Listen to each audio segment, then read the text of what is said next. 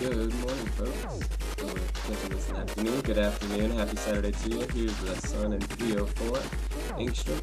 That was on the 8th, and here's the 9th. We see something coming around the eastern limb that's definitely piqued my interest. I'm excited. Here's the HMI intensity gram, and there was the 8th, and here's today.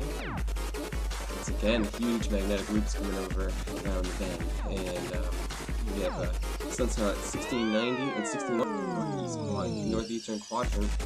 And they're showing beta configurations. Sunspot at 1689, which we talked about yesterday, is showing a little bit of more magnetic intensity flowing as we're going. Now here we have the background X-rays at G4.4. Those little rises in elevation there, I would attribute to the sunspot that's coming around the limb. And this is an Earth-facing quiet, let's remember. So, you know, most likely it'll do nothing.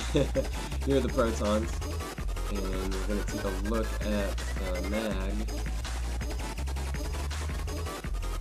Everything's pretty much steady as she goes for the right So, now, a little bit of a different story looking at HARP. We have some strong resonances, and then that low resonance there.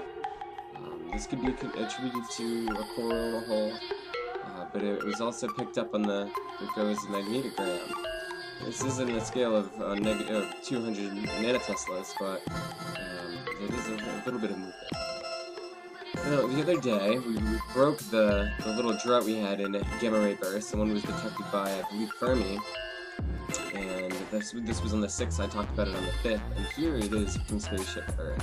This is most definitely from that gamma ray burst, in my opinion, because there was nothing else going on to cause this kind of activity. Or maybe it was that huge CME, you know, even though it was backside, it is what it is to me. So here we are looking at, they named this one Titan, Snowstorm Titan, and that was the physical from College page, Next Generation Weather Lab. That was the infrared, and here's the wind map, and you can see why we're getting the weather we're getting as we have these two systems kind of converging there in the middle of the United States. And as this goes across the states, it's going to cause a lot of bad weather for a lot of people. Another big storm. What I want you all to do is keep your eyes on the skies. It's really important that we look up and we see what kind of things are happening above us.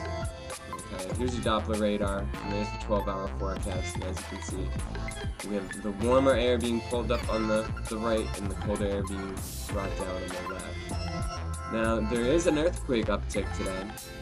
There was a 4.9 just south of the Virgin Islands. There was also a quake at the Virgin Islands.